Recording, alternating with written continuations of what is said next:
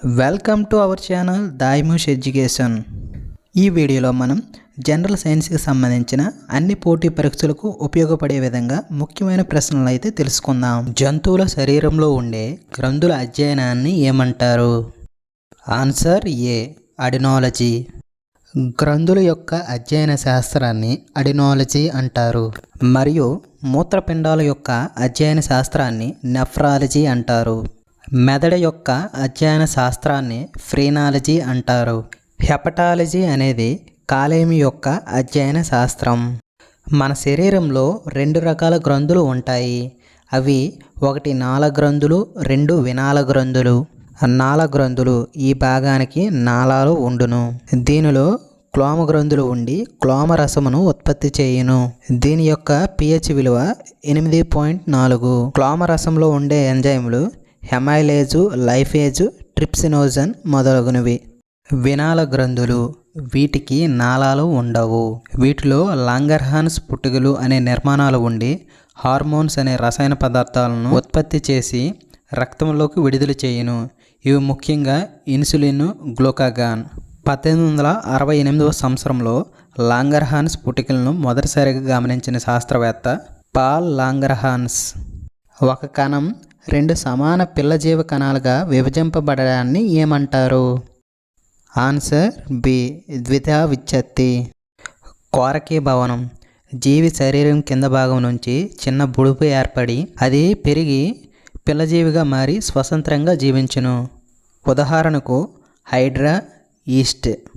బహుధా విచ్ఛత్తి ఒక తల్లి జీవి అనేక ముక్కలుగా విచ్ఛిత్తి చెంది అనేక పిల్లజీవులుగా ఏర్పడును. ఉదాహరణకి అమీబా. ద్విధా విచ్ఛత్తి ఒక జీవి సమానంగా విచ్ఛత్తి చెంది 2 సమరూప పిల్లజీవులను ఏర్పరచును. ఉదాహరణకు అమీబా, పారామిసియం, యుగ్లినా.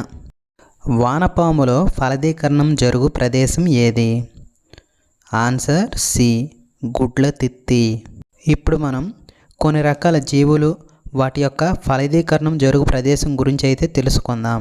మానవుడి యొక్క ఫలదీకరణం జరుగు ప్రదేశం ఫాలోపియన్ నాళం. వానపాములో ఫలదీకరణ జరుగు ప్రదేశం గుడ్ల తిత్తి. అలాగే కప్పా చేపల ఫలదీకరణం నీటిలో జరుగుతుంది. బొద్దింక యొక్క ఫలదీకరణం జరుగు ప్రదేశం జనన కోశం. పక్షులైతే బీజకోశ గొని. ఈగలో ఫలదీకరణం జరుగు ప్రదేశం శుక్రగ్రాహిక. జీర్ణనాళంను స్రవించే ఏ జీర్ణ రసాలు క్రొవ్వుల జీర్ణక్రియలో సహాయపడతాయి? ఆన్సర్ డి, పైత్యరసం, లైఫేజ్. పైత్యరసం ఇది కొవ్వులను ఎమల్సీకరిస్తుంది, అనగా ఇవి చిన్న క్రొవ్వు బిందువులుగా విడగొట్టబడతాయి. తరువాత వీటిపై క్లోమరసంలోని లైఫేజ్ చర్య జరుపుతుంది. క్లోమరసంలో ఉండే ఎంజైములు హెమైలేజ్, ట్రిప్సిన్, కైమోట్రిప్సిన్ మరియు న్యూక్లియోస్. పారామిక్సో వైరస్ వల్ల వ్యాపించే వ్యాధి ఏది? ఆన్సర్ సి, తట్టు. వరియోలా వైరస్ వల్ల మశూచి వ్యాధి వస్తుంది. జలుబు అనేది రైనో వైరస్ వల్ల వస్తుంది. మిక్సో వైరస్ పెర్టుడిస్ వల్ల గవదబిళ్ళల వ్యాధి వస్తుంది. పారామిక్సో వైరస్ వల్ల తట్టు వ్యాధి వస్తుంది. తట్టు వ్యాధికి వ్యాక్సిన్ కనుగొన్నది జోన్ ఎండర్స్. ఎంఎంఆర్ వ్యాక్సిన్ ఇచ్చే వ్యాధులు తట్టు, గవదబిళ్ళలు, రుబెల్లా. పోలియో వ్యాక్సిన్ను కనుగొన్న శాస్త్రవేత్త ఎవరు? Answer C, Jonas Salk. Edward Jenner మశూచి వ్యాధికి వ్యాక్సిన్ కనుగొన్నారు. కాలమైట్ గరైన్లు క్షయ వ్యాధి లేదా టీబీ వ్యాధికి బీసీజీ వ్యాక్సిన్ని కనుగొన్నారు. బీసీజీ అంటే బాసిల్లస్ కాల్మైట్ గరైన్. లూయి పాచర్ ర్యాబీస్, కలరా, ఆంథ్రాక్స్ వ్యాధులకైతే వ్యాక్సిన్ కనుక్కోవడం జరిగింది. జోనాస్ సాల్క్స్ పోలియో వ్యాక్సిన్ ఇంజెక్షన్ రూపంలో కనుగొనడం జరిగింది. సెబిన్ పోలియో వ్యాక్సిన్ డ్రాప్స్ని కనుగొనడం జరిగింది. పిండోత్పత్తి శాస్త్ర పితామహుడు, ఫాదర్ ఆఫ్ ఎంబ్రియాలజీ ఎవరు? Answer C, Aristotle. మానవ పిండోత్పత్తి శాస్త్ర పితామహుడు వాన్ బేర్. మొక్కల పిండోత్పత్తి శాస్త్ర పితామహుడు Strasburger. Father of plant embryology in India P Maheshwari. పిండాభివృద్ధి అధ్యయనమును పిండోత్పత్తి శాస్త్రం ఎంబ్రియాలజీ అంటారు. ఈ క్రింది వాటిలో నీటిలో కరిగే విటమిన్ ఏది? Answer C vitamin C. క్రొవ్వులలో కరిగే విటమిన్స్ ఏడిఈకే. నీటిలో కరిగే vitamins B complex vitamins and C vitamin. Vitamin A రసాయన నామం రెటినాల్.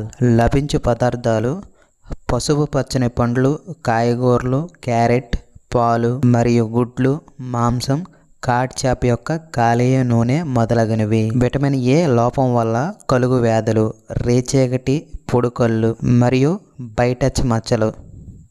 విటమిన్ డి రసాయన నామం కాల్సిఫెరాల్. సాధారణ నామం సూర్యకాంతి vitamin, free vitamin. Vitamin D లోపం వల్ల కలుగు వ్యాధులు రిటెక్స్, ఆస్టియోమలేసియా మరియు ఫిజియన్ చెస్ట్. విటమిన్ ఈ యొక్క రసాయన నామం టోకోఫెరాల్. సాధారణ నామం బ్యూటీ విటమిన్. విటమిన్ ఈ లోపం వల్ల కలిగే వ్యాధులు స్టెరిలిటీ అంటే వంధ్యత్వం మరియు ఆర్బీసీల విచ్ఛత్తి. విటమిన్ కే యొక్క రసాయన నామం పిల్లోక్వినోన్. సాధారణ నామం రక్తాన్ని గడ్డగట్టించే vitamin. B complex vitamins. Vitamin B one రసాయన నామం థయామిన్. దీని లోపం వల్ల బెరీ వ్యాధి వస్తుంది. విటమిన్ బి2 యొక్క రసాయన నామం రైబోఫ్లావిన్. బి2 లోపం వల్ల కీలోసిస్, గ్లాసైటిస్ వ్యాధులు వస్తాయి. బి3 నియాసిన్. నియాసిన్ లోపం వల్ల పెల్లాగ్ర, మతిమరుపు, అతిసారం వ్యాధులు వస్తాయి. విటమిన్ బి5 యొక్క రసాయన నామం ప్యాంటోథోనిక్ ఆమ్లం. బి5 లోపం వల్ల కాళ్ళలో మంటలు పుడతాయి. బి6 యొక్క రసాయన నామం పైరిడాక్సిన్. ప్రధానంగా ఫెర్రస్ లోపం ఎనిమియా వ్యాధి వస్తుంది. బి7 యొక్క రసాయన నామం బయోటిన్. దీని లోపం వల్ల అలసట, కండరాల నొప్పులు వస్తాయి. విటమిన్ బి9 యొక్క రసాయన నామం పోలిక్ యాసిడ్. విటమిన్ బి9 లోపం వల్ల మాక్రోసైటిక్ ఎనిమియా వ్యాధి వస్తుంది. విటమిన్ బి12 యొక్క రసాయన నామం సైనికోబాలమిన్. విటమిన్ బి12 లోపం వల్ల కలుగు వ్యాధి హానికర రక్తహీనత. విటమిన్ సి యొక్క రసాయన నామం అస్కార్బిక్ యాసిడ్.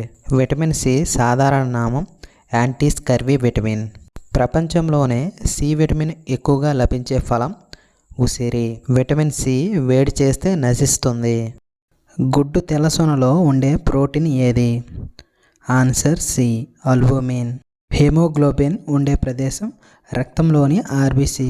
పాలులో ఉండే ప్రోటీన్ కెసిన్. గుడ్లోని తెల్లసొనలో ఉండే ప్రోటీన్ ఆల్బుమిన్. సిరిసిన్, ఫైబ్రోయిన్ పట్టుదారంలో ఉండే ప్రోటీన్స్. గోధుమలలో ఉండే ప్రోటీన్ గుటినిన్. జలగ లాలాజలంలో ఉండే ప్రోటీన్ హిరుడిన్. జలగ రక్తాన్ని పీల్చేటప్పుడు రక్తం గడ్డకట్టకుండా విడుదల చేసే రసాయనం హిరుడిన్. తేయాకులో ఉండే ఆమ్లం ఏది? ఆన్సర్ డి టానిక్ ఆమ్లం. పత్తిలో ఉండే ఆమ్లం లినోలిక్ ఆమ్లం లేదా లినోలెనిక్ ఆమ్లం. ఉసిరిలో ఉండే ఆమ్లం ఎస్కార్బిక్ ఆమ్లం. యాపిల్ మాలిక్ ఆమ్లం. ఎర్రచీమలలో ఉండే ఆమ్లం ఫార్మిక్ ఆమ్లం. మూత్రంలో ఉండేది యూరిక్ ఆమ్లం. కొబ్బరిలో అయితే కాప్రిక్ ఆమ్లం. పాలు మరియు పాల ఉత్పత్తుల్లో ఉండే ఆమ్లం బ్యూటారిక్ ఆమ్లం. తేయాకులో ఉండే ఆమ్లం టానిక్ ఆమ్లం. లైకేన్ 2 జీవులు కలయిక అయిన ఆ 2 జీవులు ఏవి? ఆన్సర్ బి శిలీంధ్రం, శైవలం. సహజీవనం. ఈ జీవనంలో 2 జీవులు ఒకరికి ఒకరు లబ్ధి పొందును.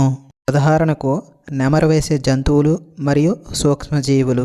ఒక శైవలం, ఒక శిలీంధ్రం. ఇందులో ఒకటి తనకు ఆహారం తయారు చేస్తే మరొకటి తనకు రక్షణ కల్పిస్తుంది. పాబేసి కుటుంబ మొక్కల వేర్లు మరియు రైబోజియం బ్యాక్టీరియా. పరాన్న జీవనం.